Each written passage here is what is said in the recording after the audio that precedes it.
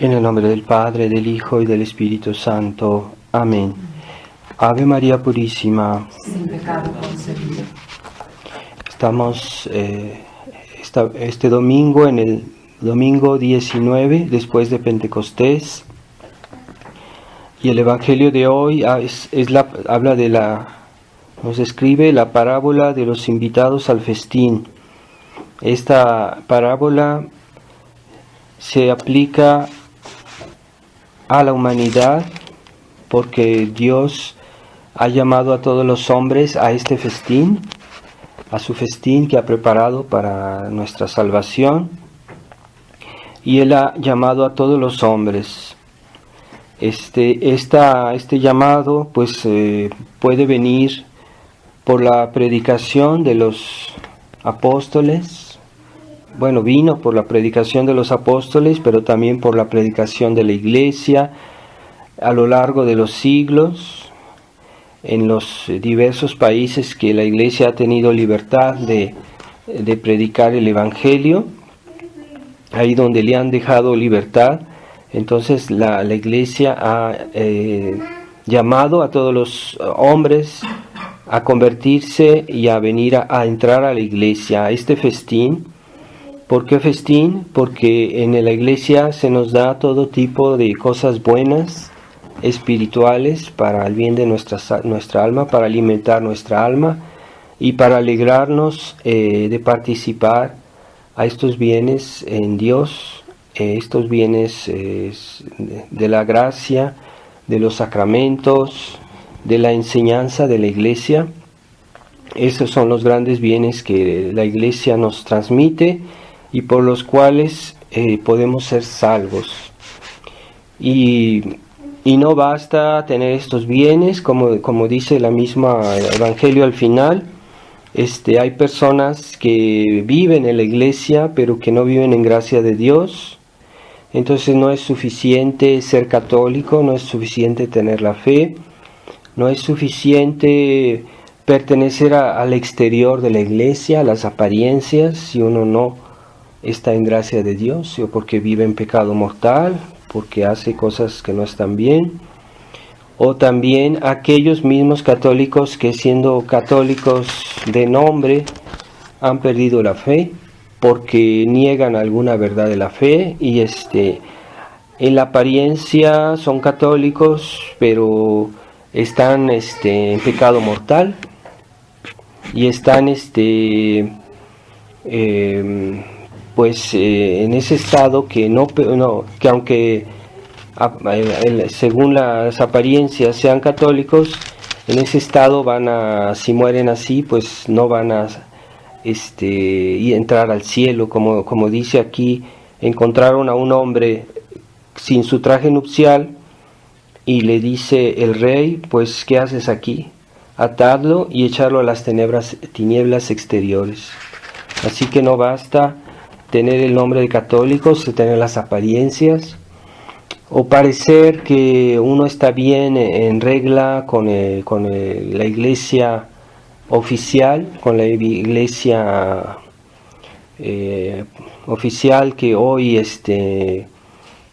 está en la Iglesia, pero que está ocupada por los enemigos de la Iglesia. Entonces, aunque sean los hombres de Iglesia, pero ya no obedecen al Evangelio, no obedecen a la enseñanza de nuestro Señor. Entonces todo eso son apariencias, son cosas engañosas, y la gente general se deja llevar por las apariencias, pero no ve el significado profundo de la enseñanza de nuestro Señor.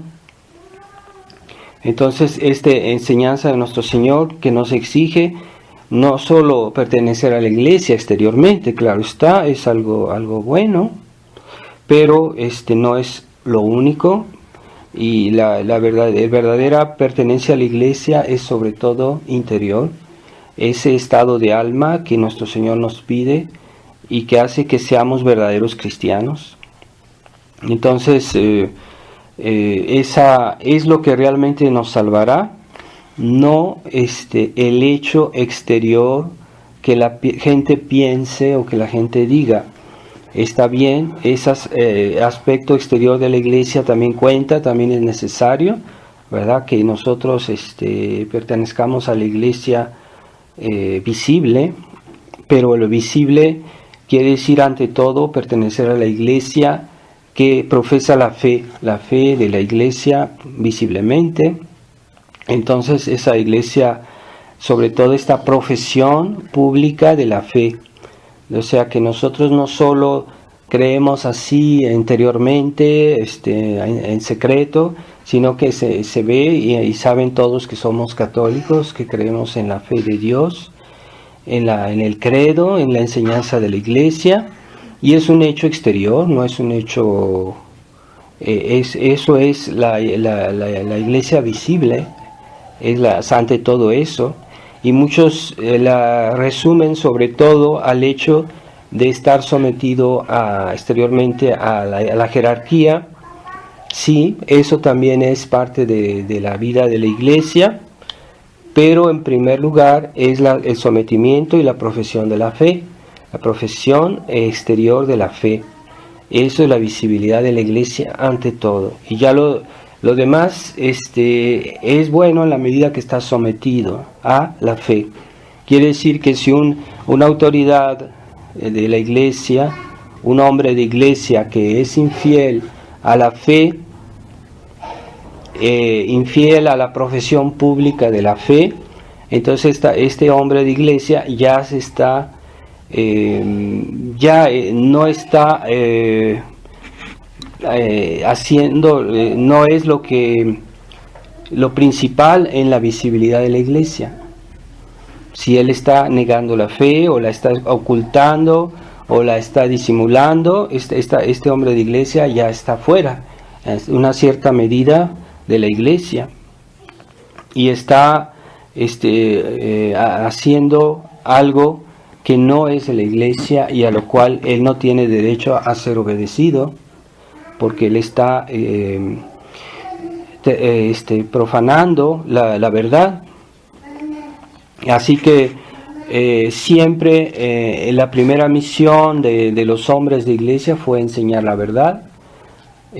San Pablo se vanagloriaba de eso, de haber enseñado a sus fieles la verdad antes que haberlos bautizado. Él consideraba que era más importante esa profesión de la fe, y los apóstoles pues fueron en realidad los primeros obispos que hubo en la iglesia. De ahí vienen los demás obispos en la historia, siempre han venido originariamente de los apóstoles. Entonces si nosotros estamos unidos a esa profesión de la fe que viene desde los apóstoles, de Jesucristo por los apóstoles, y es lo que nos puede salvar, es lo que nos hace que pertenezcamos a la iglesia. No es solo el hecho de decir puramente nominalmente que somos católicos, pero la verdadera pertenencia a la iglesia está en eso, en tener la fe, en creer en Jesucristo, en creer en las verdades que Jesucristo nos ha enseñado.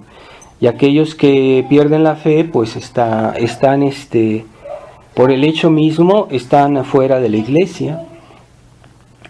Ahora sí es cierto que la iglesia, cuando una persona cae en el error, en la herejía, debe ser la iglesia misma que lo declare fuera de la iglesia. No es cualquier persona que tiene esta autoridad de declarar a otro que ya no es católico. Ciertamente a veces hay personas que todavía están en la iglesia, pero que no han sido declaradas como heréticas, y es la iglesia que tiene esa autoridad. Y a veces hay personas que se creen con la autoridad de declarar eso.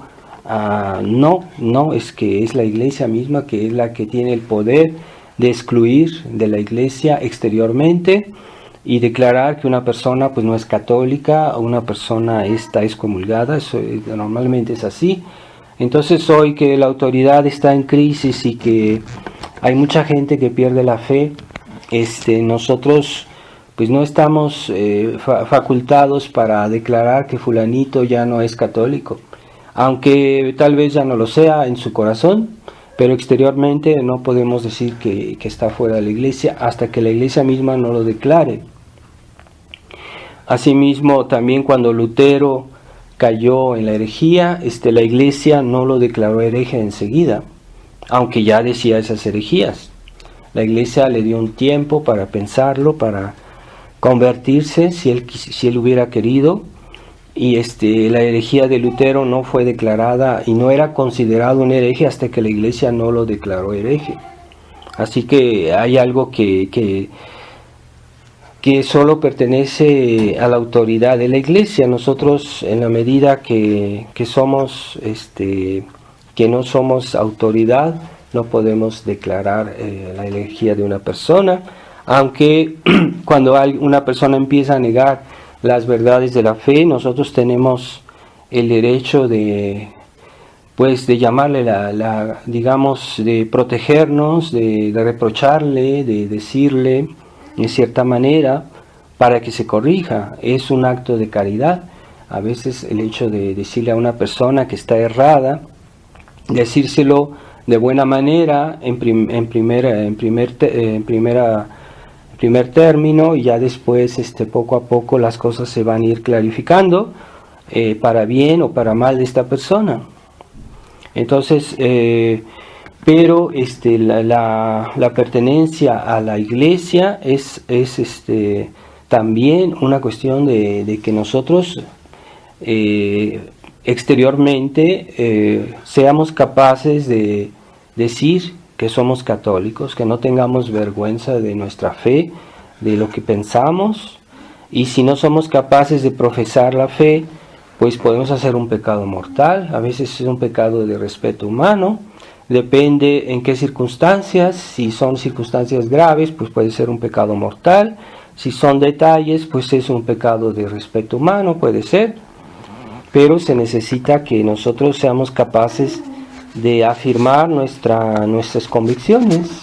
Cuando algo está mal, guste o no, debemos decirlo. A veces si una persona o una amistad nos quiere forzar la mano para hacer o decir algo que no es correcto, pues le podemos decir con toda tranquilidad que eso no lo vamos a hacer.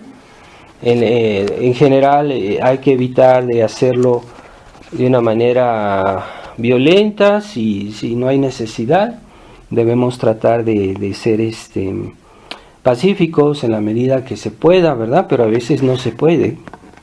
En todo caso, debemos tener esa fuerza de vivir lo que pensamos. Y también los hombres de iglesia, por lo mismo que son hombres de iglesia, tienen más obligación de profesar esta enseñanza de Jesucristo públicamente. Por eso en otros tiempos, y siempre hay en las catedrales de cada diócesis, había una silla especial donde se sentaba el obispo, que le llamaban la cátedra, y en esa cátedra estaba destinada a que el obispo enseñara la fe a los fieles. Esa era su misión.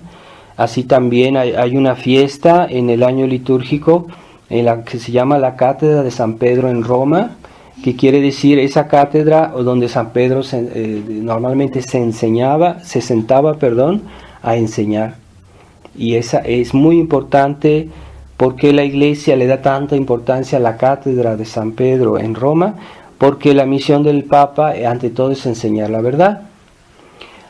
Antes que dar los sacramentos, antes que hacer otras actividades en la iglesia, la principal misión del Papa, porque es el obispo de Roma, pero igualmente de todo obispo y de todo ministro de Dios, su primera misión es enseñar la verdad.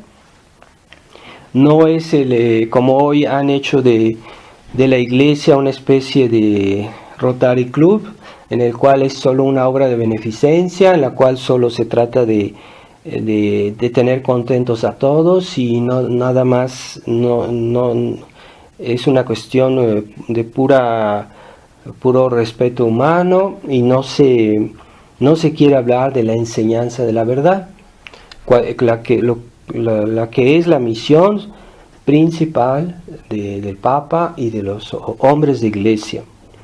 Entonces, lo que sucede en la tradición fue que nosotros tuvimos un obispo católico que él sí enseñaba la verdad y la decía claramente, la decía en todo momento, y en sus obras, si leemos las obras de Monseñor Lefebvre, si leemos sus escritos, si oímos sus sermones, siempre estaba tratando de enseñar la verdad, de denunciar el error, de orientar a la gente, de mostrar los peligros que hay hoy en las falsas doctrinas, en los peligros que hay con los nuevos engaños de los lobos vestidos de piel de ovejas. Entonces él siempre estaba alertando sobre todas las cosas que había necesidad. Entonces la misión de un obispo, y podríamos decir más de un obispo de la tradición, es de enseñar la verdad. De un sacerdote tradicional es de decir la verdad, no decir la mitad, y sobre todo los peligros que hay hoy con las nuevas herejías y errores que está diciendo el Papa Francisco.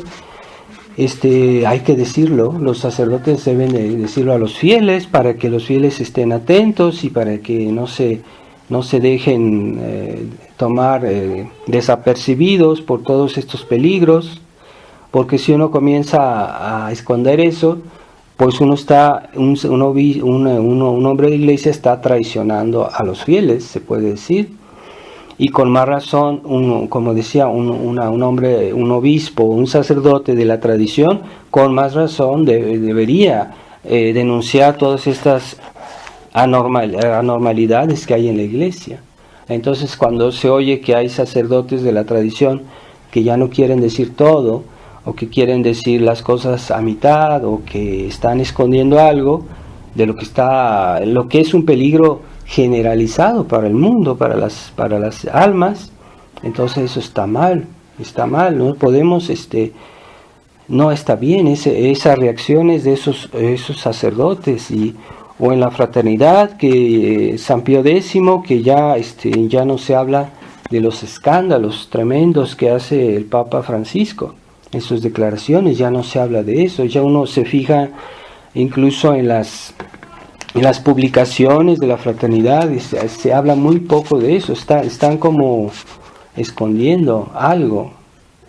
Entonces también, si hay obispos que se dicen de la resistencia, pues también deberían decir las cosas, no pueden estar como hablando solo de temas puramente espirituales, cuando todo es armónico en la fe, y no se habla de la espiritualidad sin hablar también de los peligros que hay de la fe, los peligros que hay en el mundo.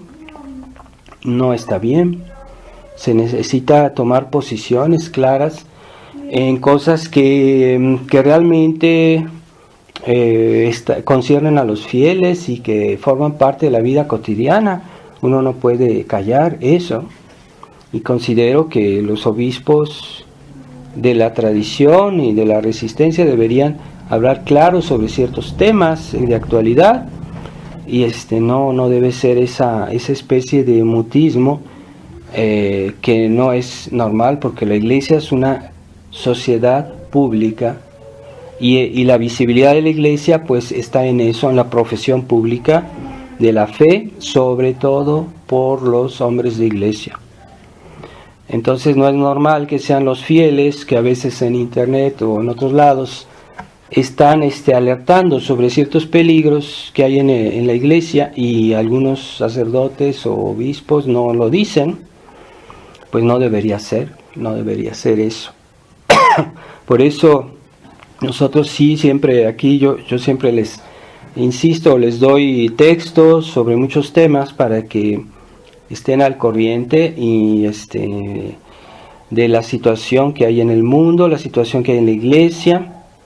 Es necesario tomar conciencia, porque también así podemos rezar por esas intenciones, podemos aumentar nuestro amor a Dios, nuestro fervor, porque cuando más la situación del mundo es negativa, desastrosa, pues se necesita que haya más católicos más fervientes, que se dan más a Dios, porque debemos ser la sal de la tierra, debemos ser las almas que por sus oraciones, por su intercesión, Dios tiene misericordia del mundo, ¿verdad? Como pasó cuando Lot estaba en Sodoma y Gomorra.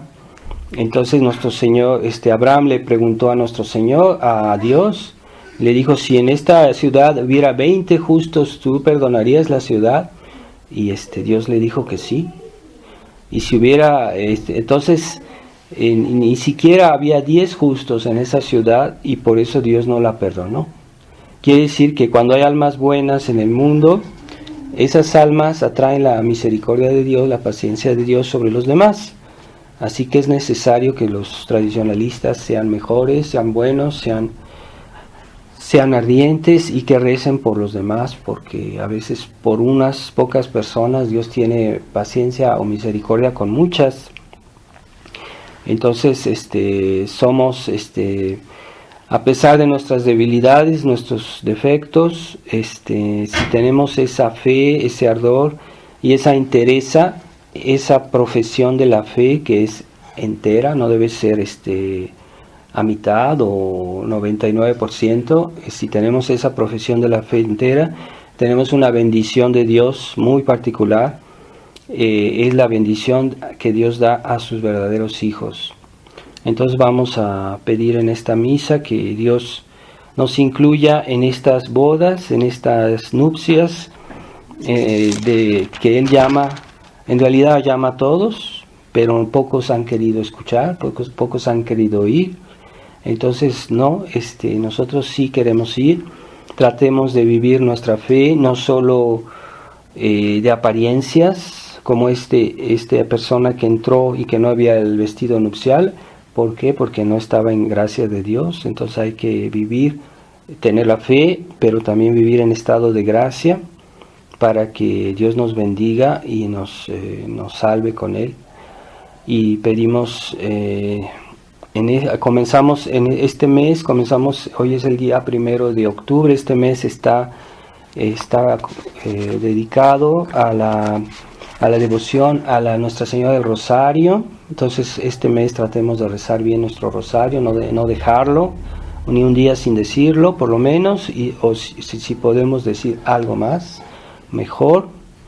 Y también es el mes de los ángeles, el que está dedicado a los santos ángeles, así que tratemos todos los días de decir alguna oración en honor de San Miguel o de los santos ángeles, porque es el mes de octubre.